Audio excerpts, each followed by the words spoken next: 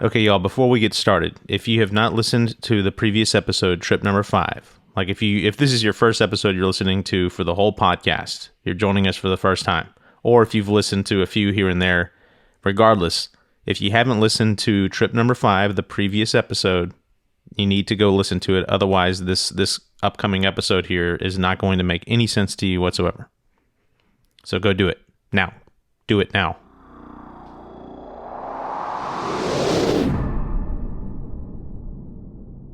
On the evening of November 19th, 2020, me and my old lady, and if you recall, old lady in Texas A&M Corps of Cadets speak means your freshman year roommate, we sat down and recorded a 1 hour and 20 minute episode of this podcast. And I threw it out. It was way early in our recording process, and I hadn't quite developed our style, and the energy just wasn't quite right. So I had to throw it out. I had to sacrifice it. It's gone. But that's not the important part. The important part is what we talked about towards the end of the episode. And the thing that we talked about was the Mandelbrot set. And y'all, we talked about it for a good 15, 20 minutes straight. And how it in particular applied to not only my psychedelic trips that I've been on, but also just life in general. Fast forward to the next morning. Next morning, November 20th, 2020. I wake up, I walk downstairs, I go into my little study with my SD card with the interview on it. I'm going to upload it onto my computer. I sit down, I turn on my computer, and of course, before I sit down and do anything important for the day, I have to do a little bit of procrastinating. It's in the rules, y'all. And so I get on my computer, I go to YouTube, but I have to go to Google to get to YouTube. Guess what is staring me in the face when I open up Google? None other than Benoit Mandelbrot himself. And y'all, I'm not talking like it was like some kind of mystical, like magical thing where I go to Google and there's Benoit Mandelbrot being like, "Hey, what's up, man?" Like some kind of trippy stuff like that. No. I wasn't tripping or anything like this, y'all. This was just a Google banner. Okay, you know how Google does these banners up at the top, on a special day, like a holiday or anniversary of a major event. So like take the 50th anniversary of the moon landing, for example. They had like Google and a couple, one of the O's in Google was the moon, and they had like this little rocket ship going around. That's what I'm talking about. It was a banner of Benoit Mandelbrot, and right next to him was his Mandelbrot set that we had just been talking about the night before. And it was an animation of the Mandelbrot set zooming in to infinity.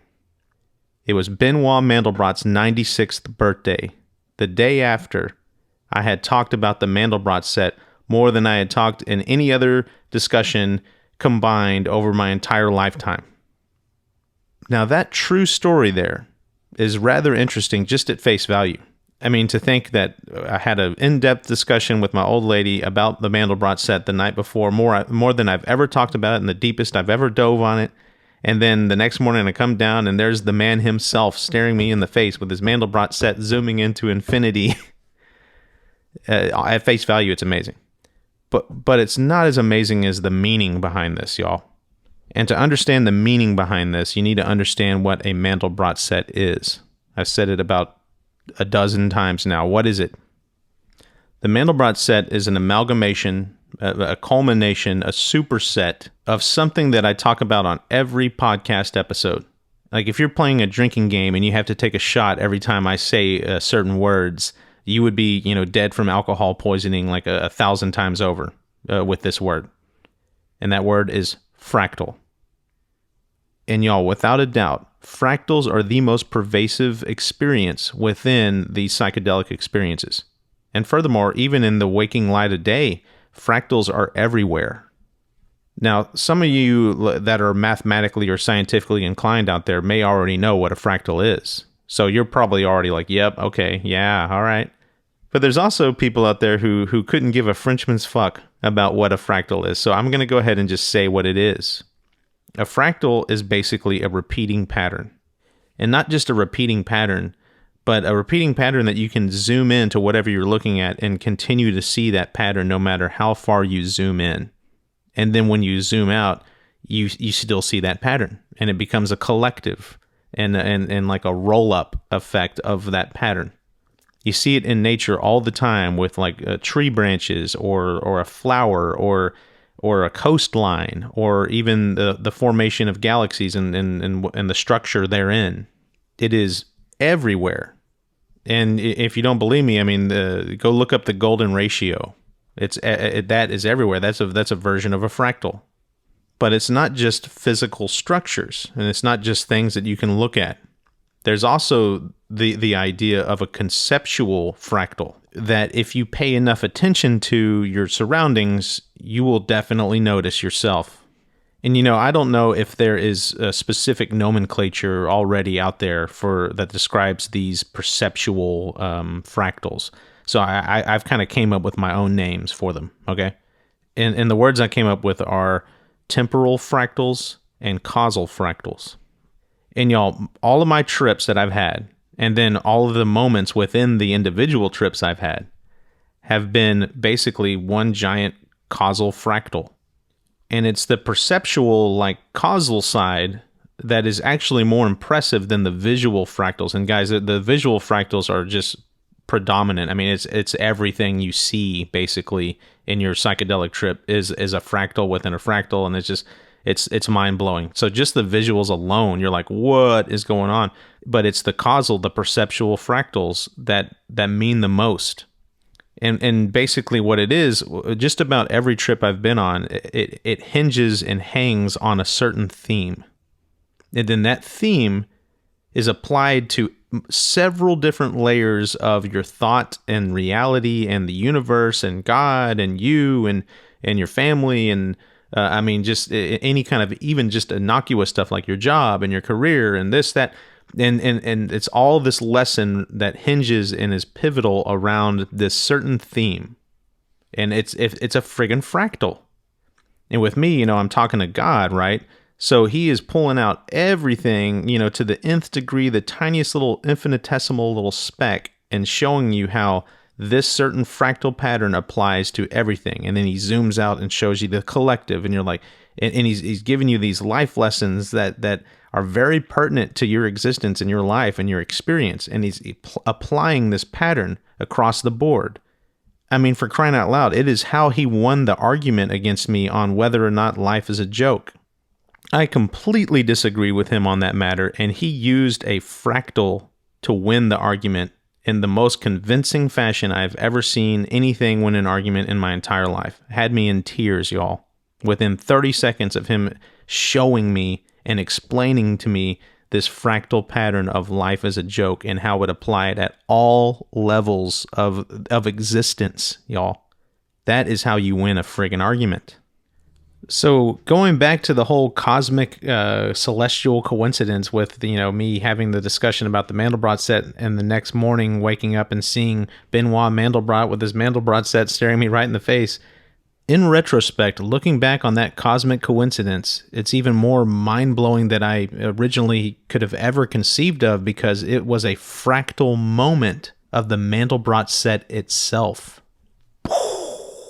You talk about mind-blowing stuff there. It's like fractals apply to everything. The Mandelbrot set is the culmination of all fractals. And just to show you that that's the case, the next morning we're going to show you a fractal of that whole concept.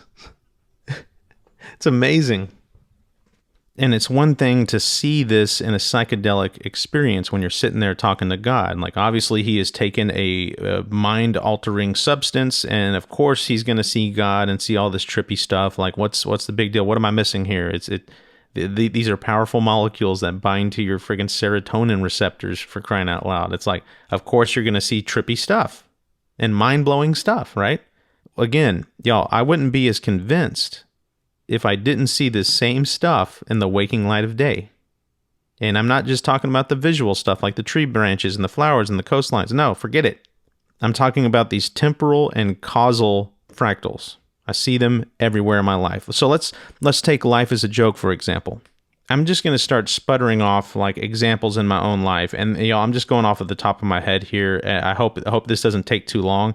And I hope that you can reflect on yourself and think of examples in your own life, because I guarantee you I'm just going to be echoing all of humanity right now. in some ways. So let's take the example of life as a joke. Well, okay, for starters, my whole newfound spiritualism or religion or whatever you want to call it, that's a joke too, for me personally. And here's why. My brother, whom I just love to death, he's been my best friend my entire life.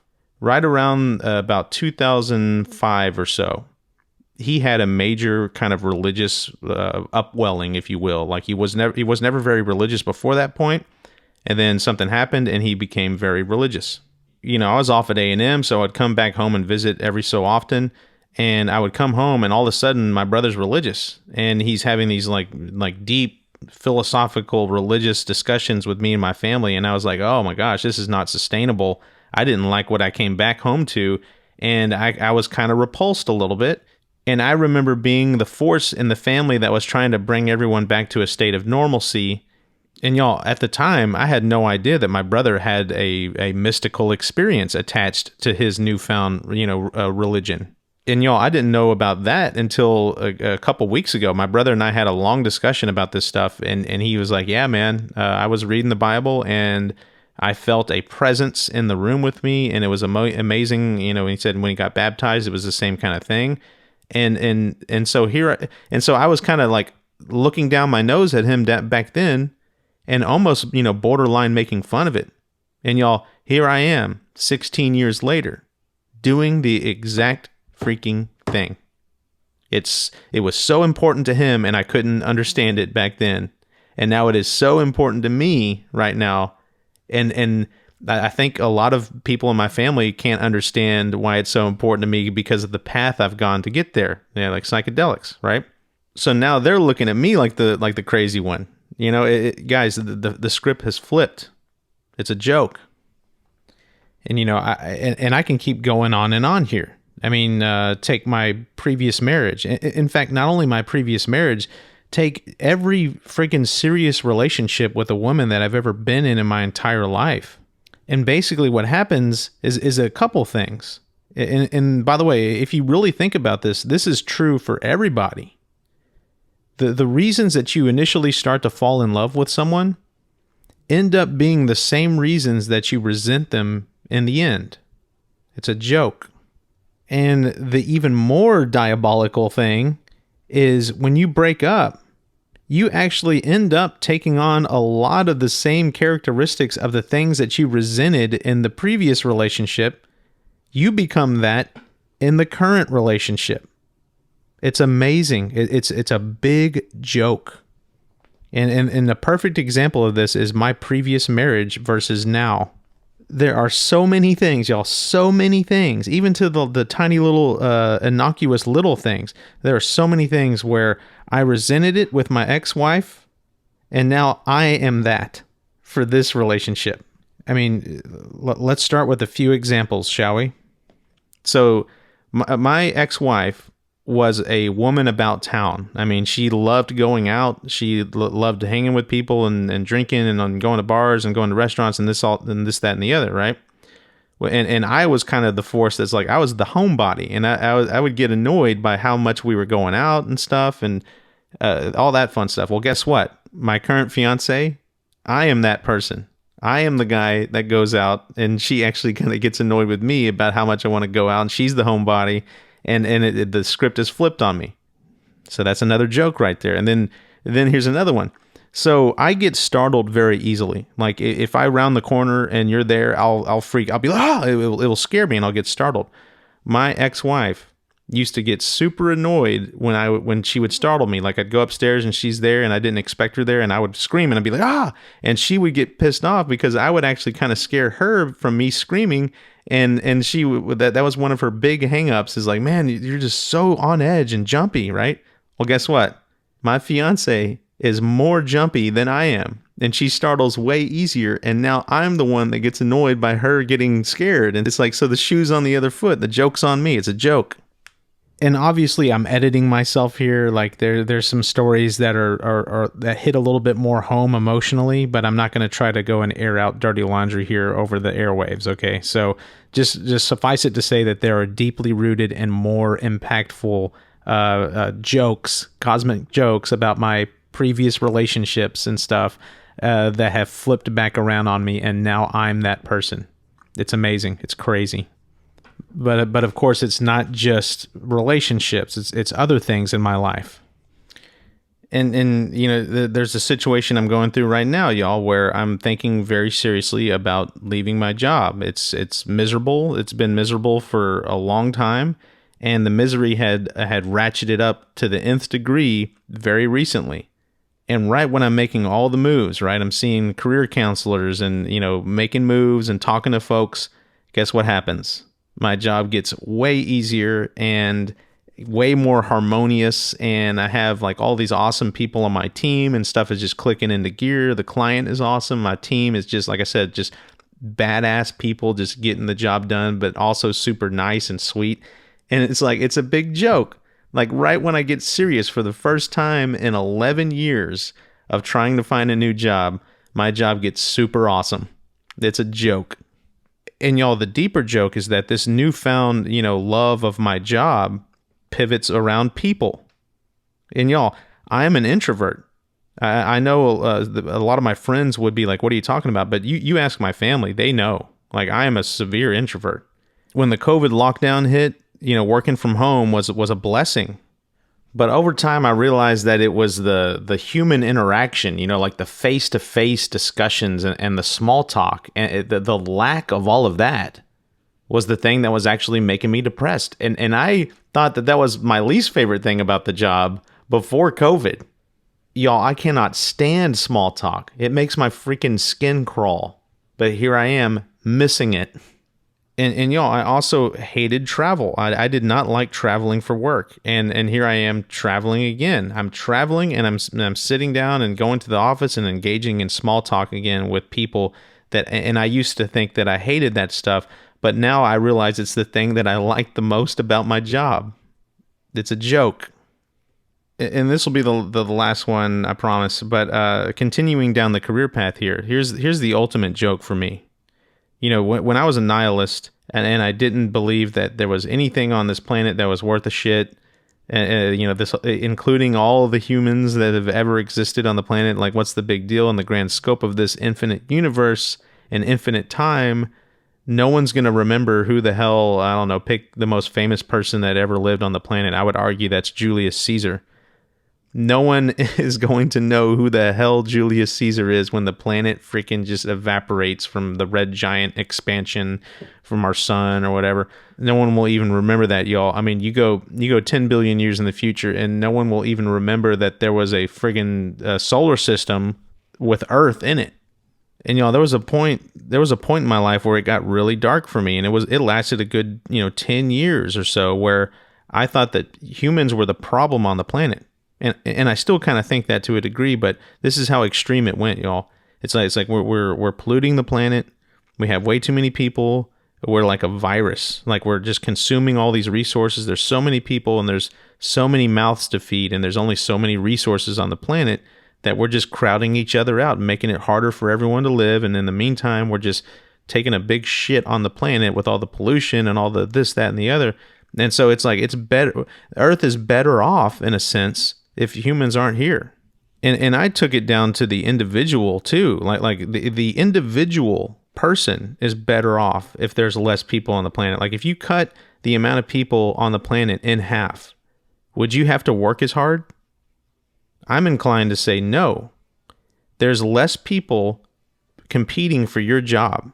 Furthermore, there's less people for anyone to provide resources for. And I'm not saying that you're going to kick your feet up and take it easy and be on easy street here, but I firmly believe that if there's less people competing for my job right now, I don't have to work as hard.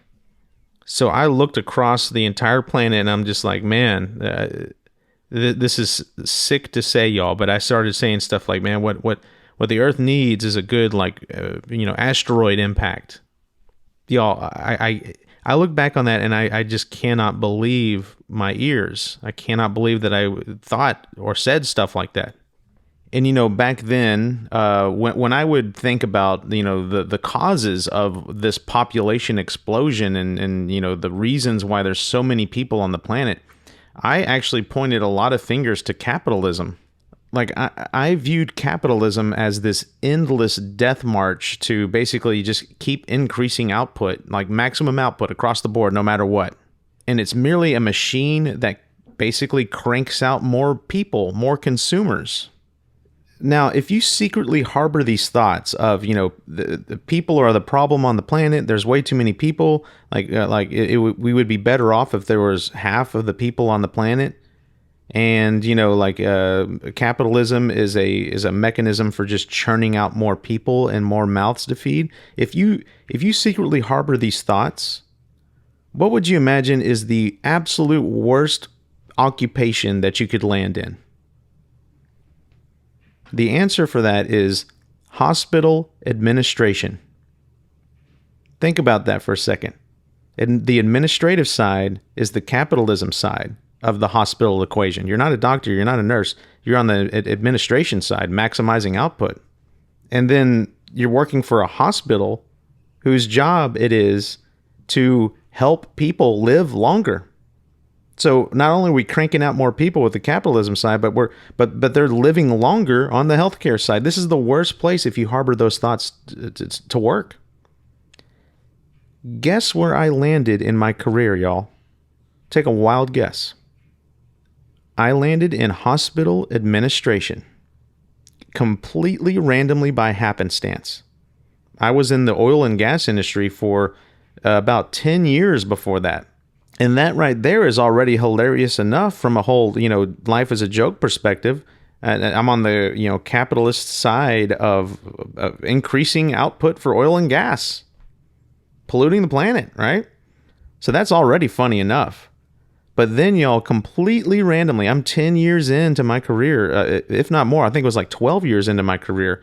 And I randomly land on a project, a healthcare project, where I was just going to advise this tiny little part of the project and then swoop out of there and move on to, back to an oil and gas project. And what happened is, someone on that project who had a very large role got, sick and had to leave for about a month or so. I filled in for that person. Next thing you know, everybody likes me or whatever in that position. And I'm now that guy. And I'm in healthcare administration. Life is a joke, y'all. And by the way, before anyone, busts out their pitchforks and torches and wants to come, kill me because of all these crazy thoughts I've had, y'all, that's the old me. The new me does not think like that. And not only that, but the old me still was a very compassionate person. I love people, and it, guys, it turns my stomach in knots, and it really kills me big time to see someone suffer. So individually or even collectively, I didn't like that whole idea. It would not be fun. It would suck. It's sad. It's the most terrible thing you can possibly imagine. I mean, we're talking about wiping out, 4 billion people, y'all. How fucked up is that? You talk about genocide. And then think about this. I mean, if we're just across the board wiping out 4 billion, half the planet, that means half of my family's gone. That means half of my friends are gone. So believe me when I say that it's not something that I wanted. It's something that I just deeply thought was better off for each individual that would still be alive after that, or the planet as a whole.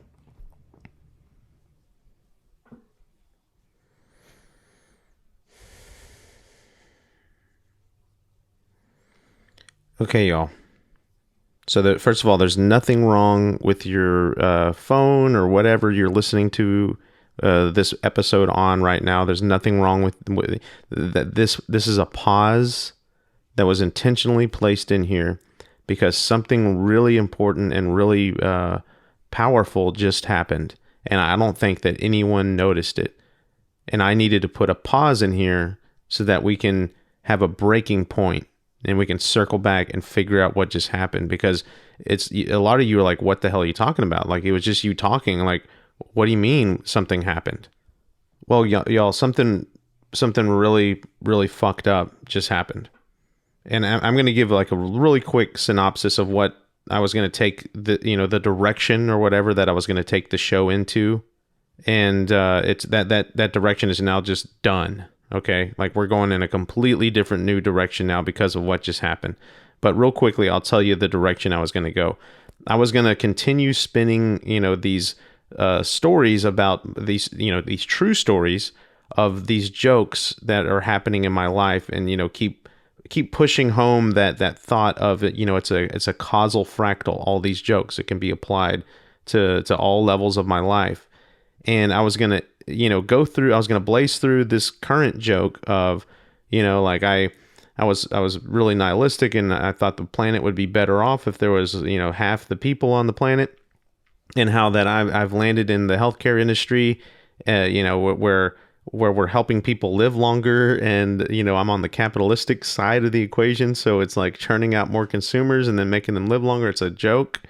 And then I was going to blaze past that to the biggest point, like the hook on this whole episode was going to be the fact that the intention of this episode in the first place. And y'all, I've re-recorded this episode about 4 or 5 times now.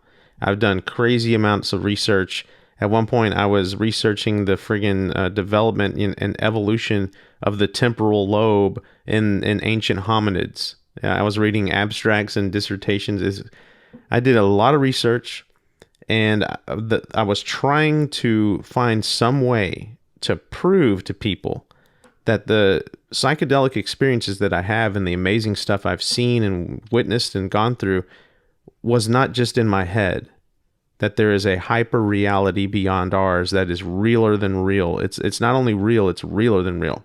I had a whole show written, y'all. I'm talking like a lot of writing, and recorded it and re-recorded it about 4 or 5 times because I'm a perfectionist in this regard.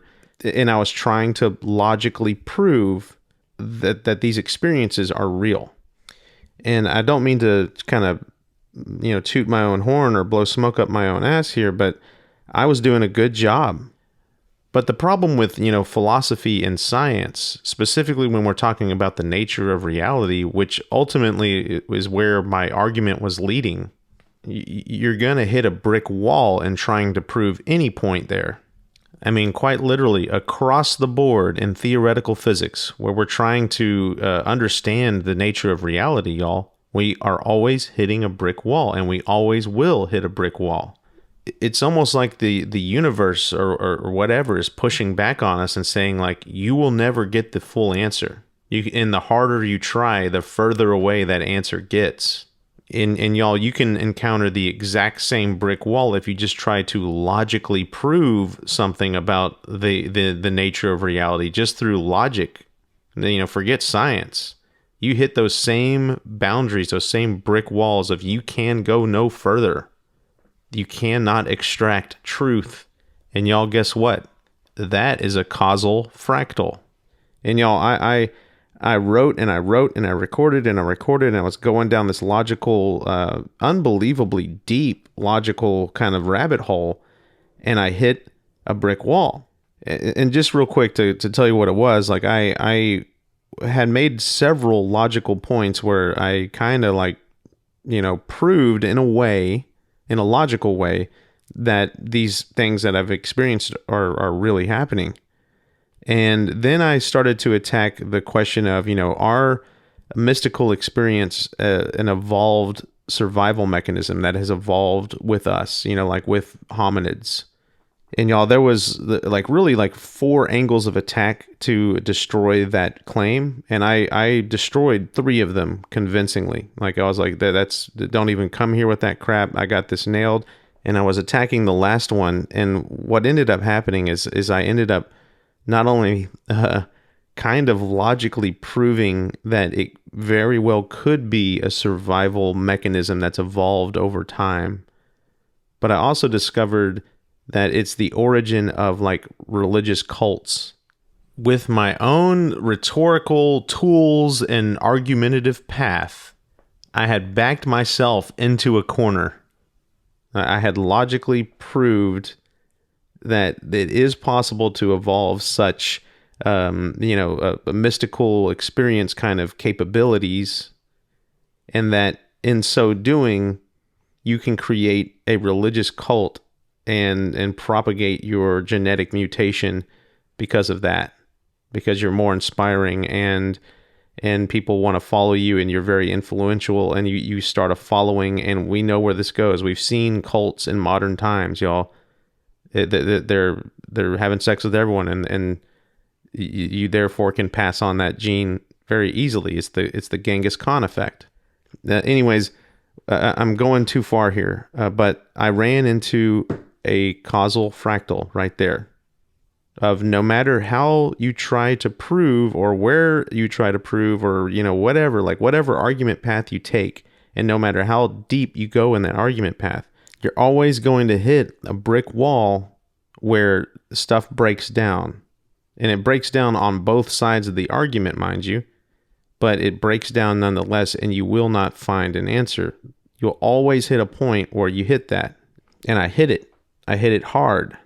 It's the thing that made me realize that what I was encountering were fractals. And I rewrote the entire show to be about fractals and how, life is a joke. But y'all, all that means nothing now. I mean, I had another 30 minutes worth of content where I was going to take you down this path and show you all these amazing coincidental, causal fractal, life is a joke kind of thing. But it means nothing now because of what just happened. And I wanted there to be a distinct moment where you heard that something had changed. And that's why I put a pause in there. And just to let the cat out of the bag, if you will, on how I do these podcasts. I'll make this brief, I promise, but it's pertinent. So as I make these episodes, specifically the ones like this where I'm just talking into a microphone, what I do for those episodes is I try to write as much as I can, but usually the show takes a different spin and I end up tossing out what I wrote and I just kind of start going, freestyle basically. And that's what I've done for this show. What I do when I'm freestyling here is I record a long segment. Let's say that segment's 5 minutes. And I'll drop it into my editing software, my podcast editing software, which is Adobe Audition, if anyone's curious. And I drop it in there and I start listening to myself and noticing where the issues are, where I kind of stumble with my speech or something, but also something if I make a logical flaw in my arguments, I'll cut it and then I'll go back and record another part and splice it in there and stuff. So I do a lot of listening to myself, and then a lot of times I'll go back and start from the beginning of the episode, listen to the whole thing, and see where it's going, so I can think of where to go next. And y'all, I like to think that I do a good job of making an interwoven and seamless kind of flow to this whole discussion. I mean, it should sound like, anyways, like I've sat down in one session and recorded this whole thing just from start to finish.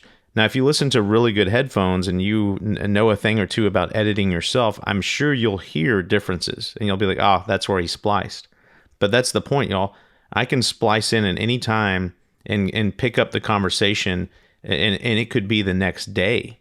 Theoretically, it could be years from now. Theoretically, I could stop right now and then pick this up 10 years from now and just weave in my voice in such a way that the conversation seems like it keeps flowing. And that's exactly what I do that a lot. I mean, not years, mind you, but hours later, sometimes days later, I'll come in and put in the next part of the recording and make it seem like I never stopped talking. And that's exactly what I did basically right now. What you're about to hear is something that I recorded yesterday. And it is my reaction to that action that happened earlier that I told you it was a big deal, that we needed to take pause and stop and reflect on. What you're about to hear, I'm going to do another pause. I might even put a little sound effect to let you know that we're going into yesterday's audio. In fact, not only that, I'm going to do like a lead in with the actual thing that I reacted to. I'm going to take the last couple sentences of the argument, the causal fractal about me landing in the healthcare industry. I'm going to take like the last few sentences of that and use that as the lead in. You know, in acting they would call it a cue line. All right. But this ain't acting, y'all. Trust me. What you're about to hear is genuine reactions. What you're about to hear is essentially right after I had taken my audio off of my SD card, put it in my timeline, and listened to it so I could figure out where the conversation's going next. And I heard myself basically kind of defending the arguments that I had as a nihilist in my previous life of you know, like the planet would be better off if half the people were there, you know, and kind of thing. You're going to hear my real-time, in-the-moment reaction. And there's going to be another pause where, y'all, it hit me so hard. Like I dropped in that audio and listened to it. And I'm listening to myself talk about myself. And it hits me even harder, y'all. And I had a full-on emotional breakdown. I had to go upstairs to my loving fiance and get her to comfort me and bring me back from. I mean, y'all, it was almost like I was having a really bad psychedelic trip. Like I know that feeling of your life is threatening and you feel like you're gonna die, and it's absolutely terrifying on a bad trip. I got that same feeling, and I had to run upstairs and basically run into the arms of my fiance, and y'all, I was crying like a little baby. So I'm gonna now splice in that audio. I'm gonna put a little sound effect. When you hear this next sound effect, the next part of this recording is going to be what I recorded yesterday, having just listened to myself speak about my previous nihilistic thoughts. Here we go.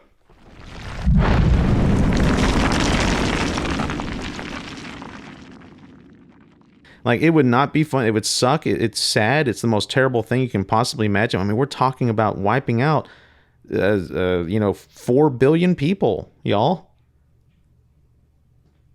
Like, how fucked up is that? You talk about genocide. And then think about this. I mean, if we're just across the board wiping out 4 billion, half the planet, that means half of my family's gone. That means half of my friends are gone. So believe me when I say that it's not something that I wanted. It's something that I just deeply thought was better off for each individual that would still be alive after that. Or the planet as a whole. And y'all, we need to kind of stop the flow of this whole thing for a second because something really, really important happened just now that we need to kind of think deeply about and unpack a little more here.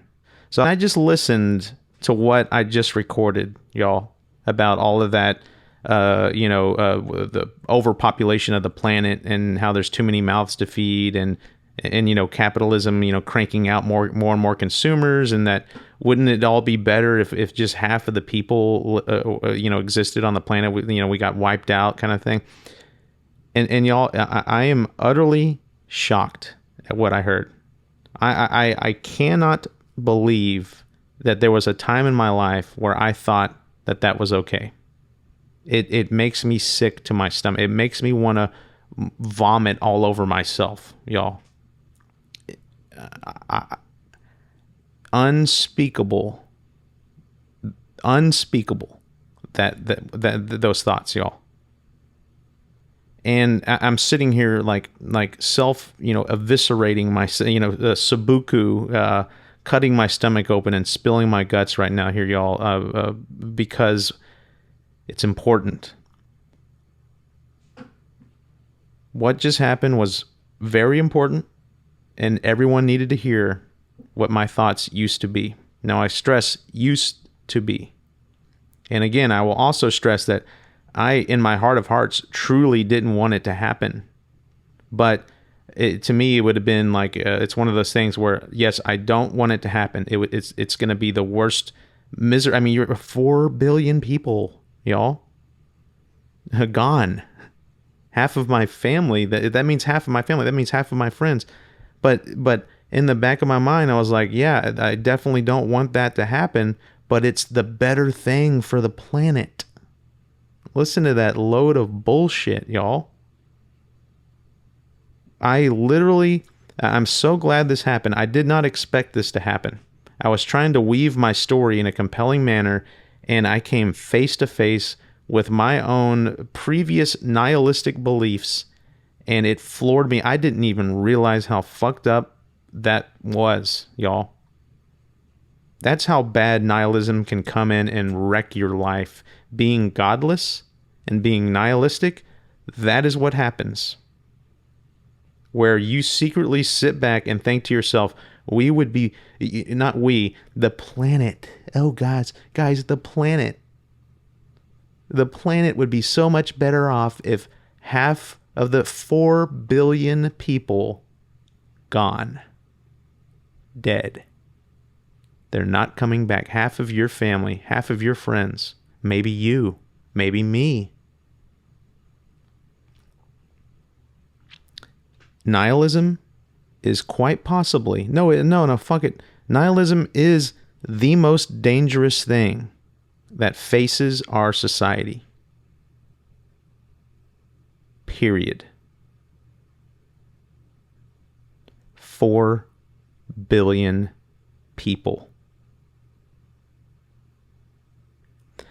At this point, y'all, I was going to keep on going down this path of trying to weave this story for you, and I was going to go down this path of like trying to prove to you that this stuff is real and not just in my head, like these psychedelic experiences. I had another 30 minutes almost worth of material, y'all, that I was going to crank out to you and try to prove to you that this stuff is real. I'm not going to do that anymore. I am so jarred by hearing my own words that I'm going to fucking stop this now. You know what, y'all? I'm not going to stop. I'm not going to stop, and here's why.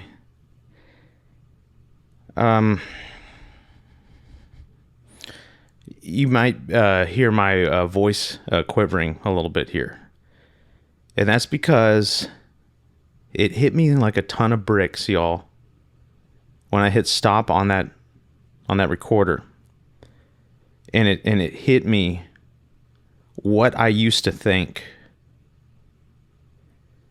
And y'all, I was sitting here laying out the argument for it, it being a fractal joke about how like I used to harbor those thoughts, and now I'm in the healthcare administrative side of the.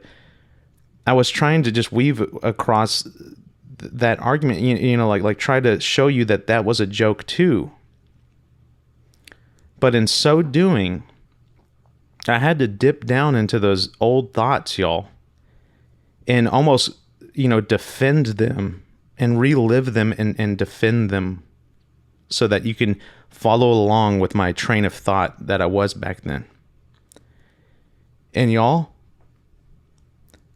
for a little bit there, I was re-feeling those feelings, thinking that yeah, man, that makes sense.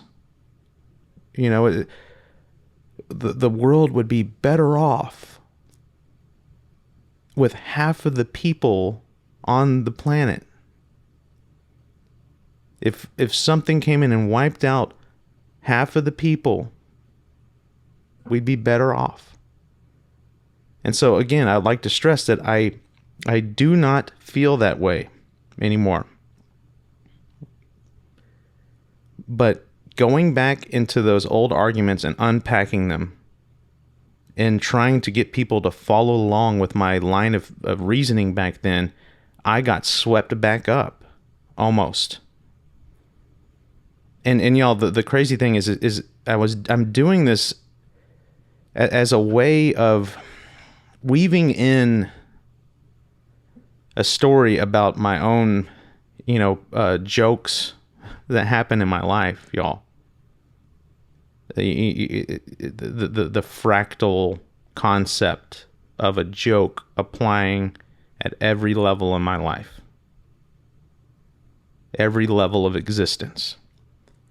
But you know what God told me within that same sitting? Evil is no joke. And think about that juxtaposition for a second, y'all. A joke, especially in the way that I am trying to convey it through this particular episode, a joke like this causal fractal joke, it's something that I want us to sit back and marvel at and look in wonderment at. Like, look how amazing it is that all these jokes are popping up in my life, and it's a fractal pattern that you can paint with a broad brush across all of existence. Y'all, again, listen to these words. It's something that we can marvel at and look at in awe. Evil is the complete opposite of that. You do not look at evil in wonderment or marvel at it. It's evil. It's horrific. It's vile. And it is no joke. And I just looked it right in the face, and you heard it. And y'all, it was that I am not tripping right now. I haven't done any kind of psychedelics in about 3.5 months. Okay? Y'all heard it happen to me right here. I listened to my own voice. And it's the most ghastly thing I have ever heard in my entire life, y'all. I had to get up here and go upstairs to my beautiful fiance who has rescued me so many times and get her to rescue me from that.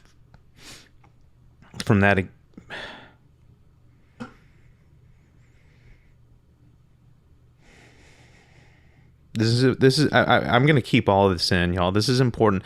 I know this is like borderline self-aggrandizement, what's that word? I don't know. Who cares?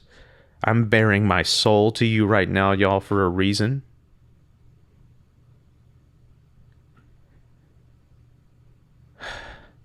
Nihilism and godlessness is, without a doubt, the most threatening thing to humanity. 4 billion people gone. You know, I was throwing out 85 million, y'all, in that other episode, with Hitler and all that stuff. And I'm, chastising and damning Hitler. And yet I was harboring thoughts. 4 billion people. You want to know how big of a number 4 billion is? Take 85 million and multiply that by 47. So, World War II happening 47 times. That's how many people.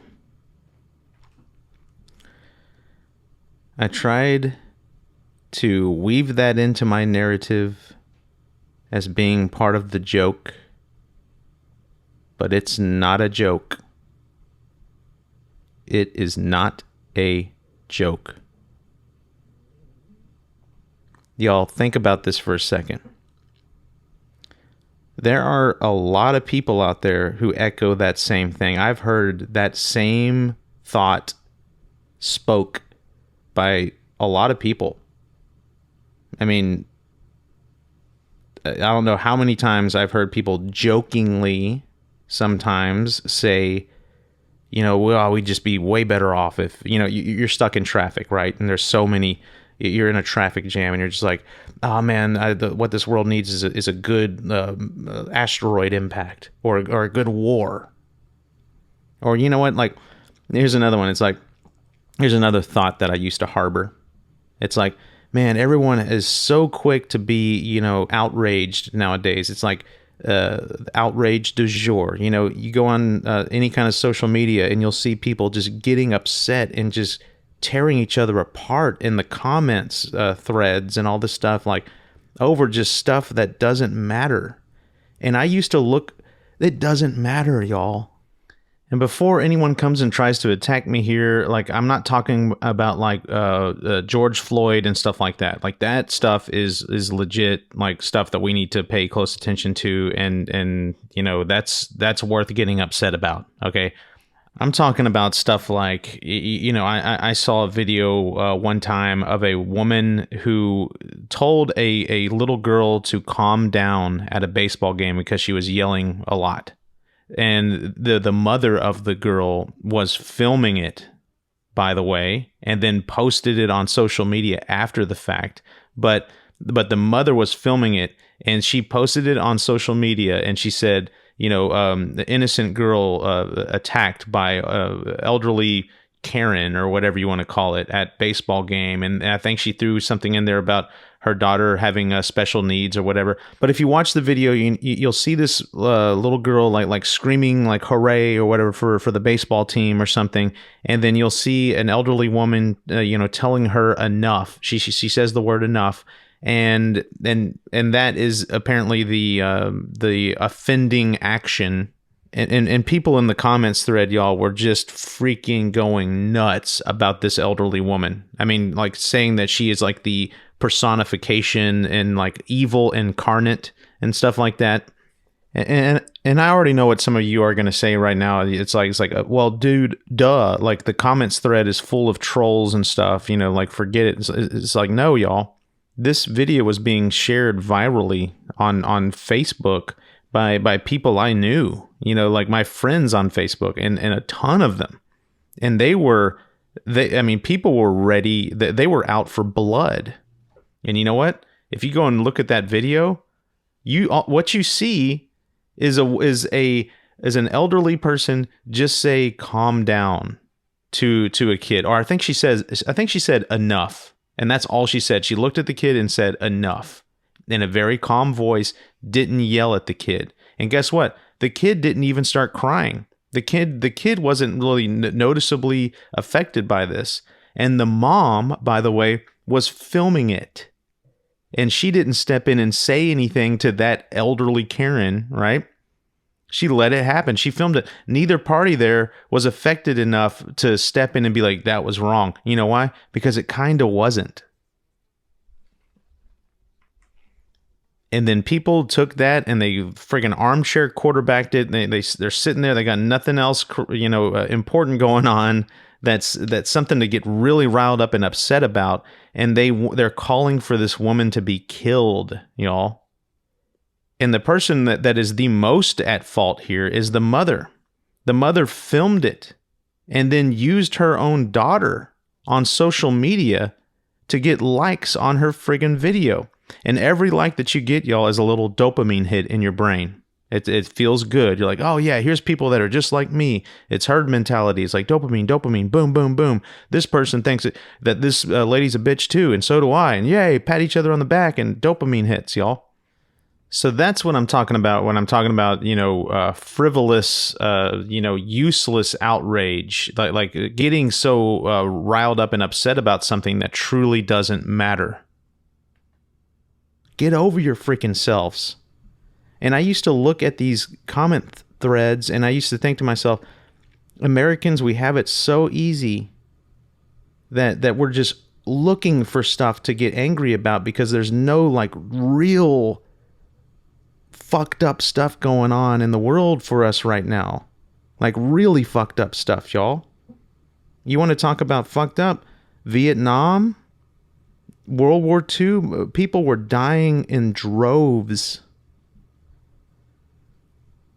And so like, I again, this is one of those terrible, horrible thoughts, y'all, that I used to harbor of what we really need is a good war. We need a war for people to stop toiling around with their petty little BS outrage on these comments and stuff on social media, and we need a good war for people to get really worried about. Can you hear the words coming out of my mouth right now, y'all? War.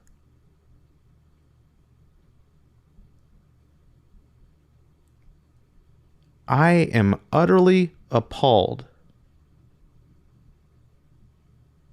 Y'all, nihilism, godlessness is the worst affliction that you can possibly... I'm not even going to finish that sentence. And y'all, I don't have much power at all. I'm a middle class, fella here that has a handful of friends here. I think people generally like me, but I'm not super like duper influential. Think about someone who harbors these kinds of thoughts, who has a lot of charisma and influence, a lot of money, a lot of resources at their disposal, and can pull this shit off somehow. Or at least convince enough people that that's the answer.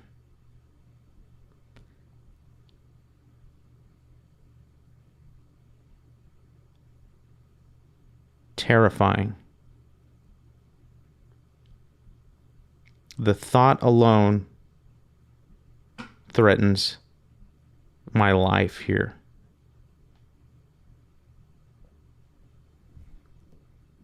And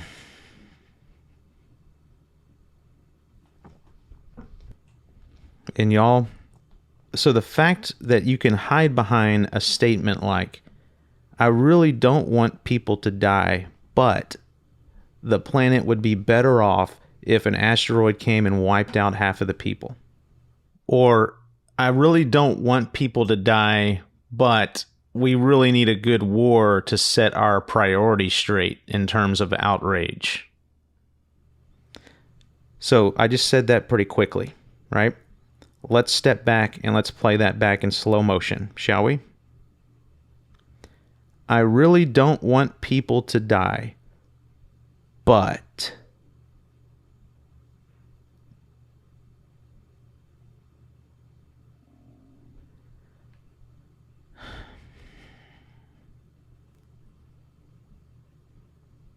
unbelievable.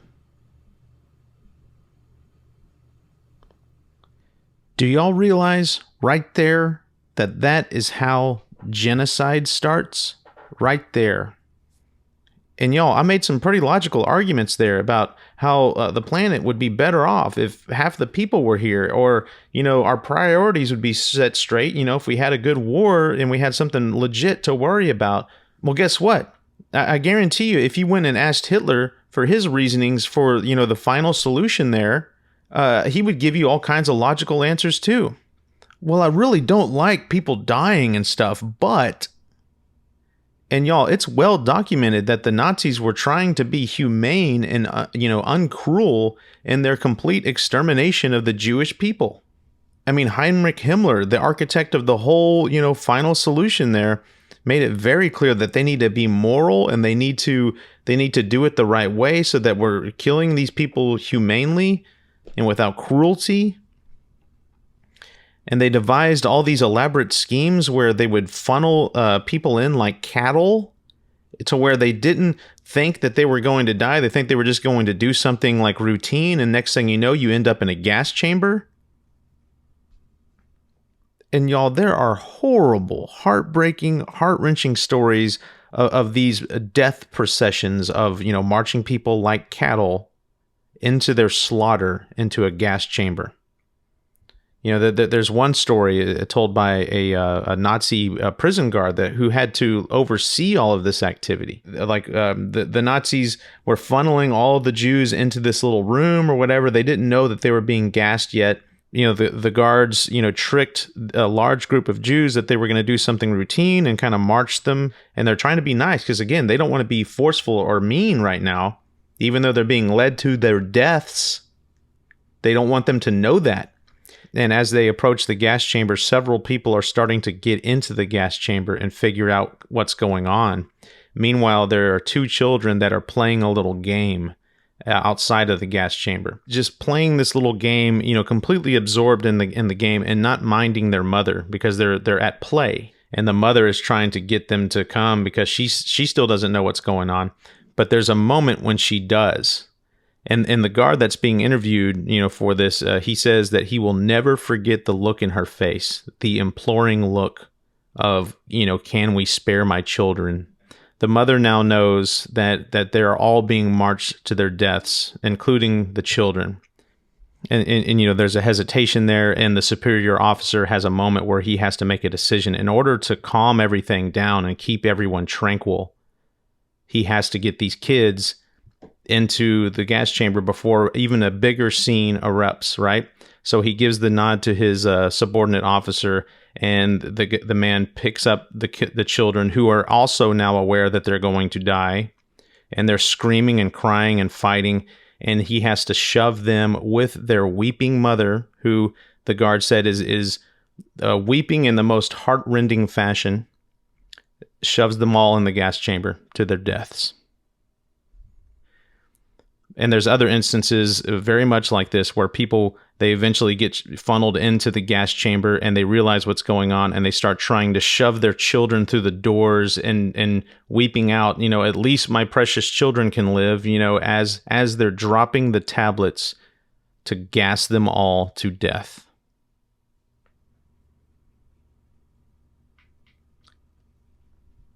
And so the fact that they had this idea, this morality of, we don't want anyone to suffer, they should be killed humanely. How fucking cute.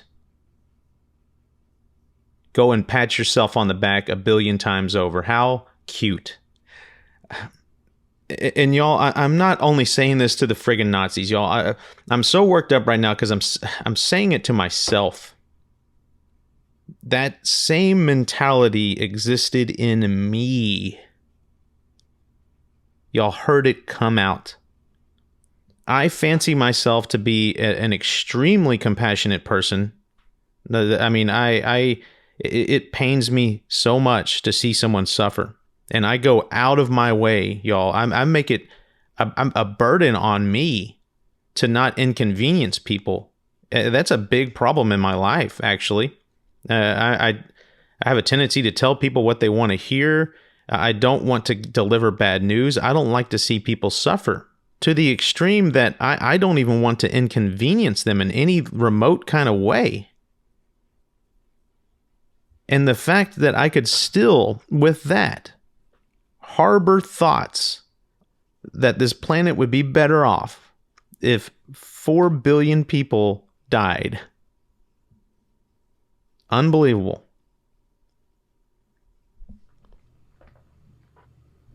If any of you out there who are listening to me, who may be nihilistic, you don't care much for life at all, you don't think it's anything special, all this stuff, if you don't think it's all special and you're kind of like, yeah, I have my family and friends and I love them and I really don't want anyone to die because I'm a compassionate person. I may be nihilist, but I'm a compassionate nihilist, and I don't like to see suffering, and I don't want people to die, but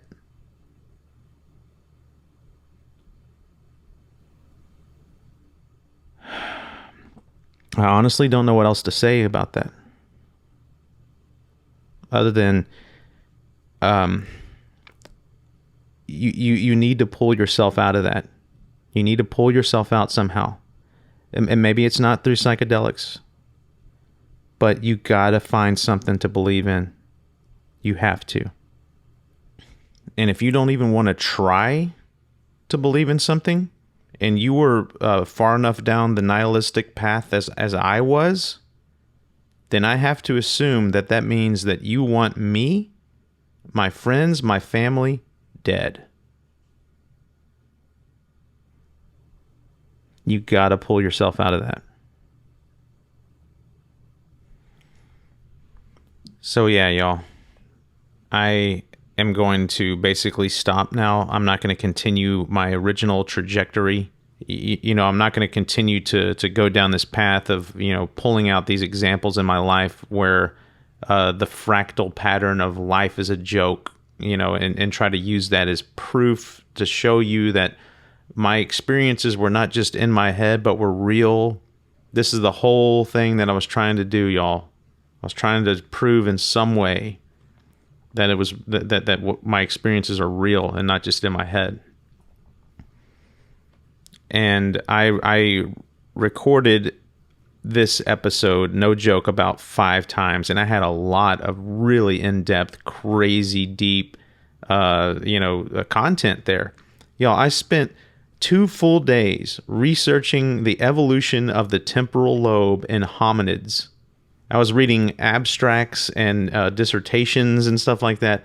And so I had a lot of content here, y'all. Screw it all. Doesn't matter now. I'm going to close with this. In trying to unpack trip number 5, the message is there is life is a joke, but evil is no joke. And trying to apply that fractal pattern, what did I call it? Like a causal, that causal fractal pattern of life is a joke.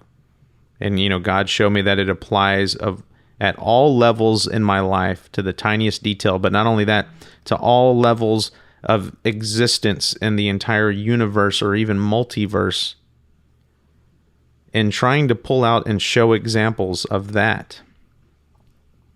And y'all, I had completely neglected the evil side. I was just focusing on the life is the joke thing. In trying to pull out that fractal pattern and show it in real world, real life situations, I ran smack dab into the other fractal of evil is no joke. And I found it in myself. And y'all, I was all running Hitler down. 85 million people dead because of World War II. On my side of the ledger there, y'all, 4 billion people. If this isn't the biggest smack you upside the head with reality and seeing that this shit is real and there are consequences and that this shit is no joke, then I don't know what else to say. You better believe me when I say that I believe this is real, y'all. These cosmic coincidences of these causal fractals coming up and smacking me upside the fucking head. This, in my brain, and that's all I care about anymore, y'all. In my brain, this stuff is realer than real. I am signing out now. I will catch y'all later. Goodbye. And I love you all. And I don't want any of y'all dead. Any single solitary person. I can't believe I even had to say that just now, y'all. I can't believe I even had to say that.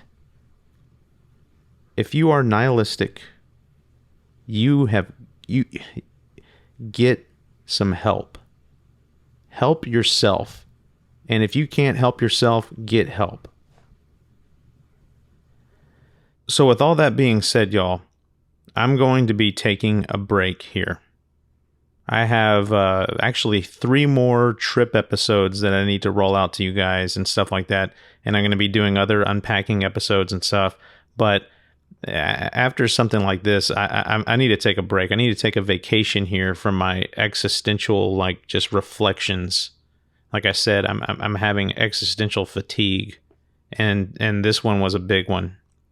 Um, and you know, I really the last trip episode was incredibly groundbreaking, in my opinion.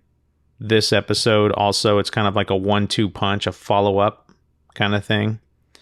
And I think I should just let it sit for a while, and hopefully it gains popularity, and people can start trying to maybe see this kind of stuff in their own selves and try to change. But regardless, what I'm trying to tell you here is I'm going to take a break and let it all sit for a while.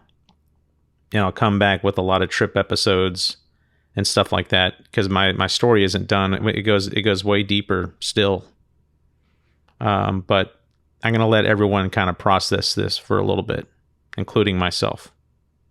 I love you all.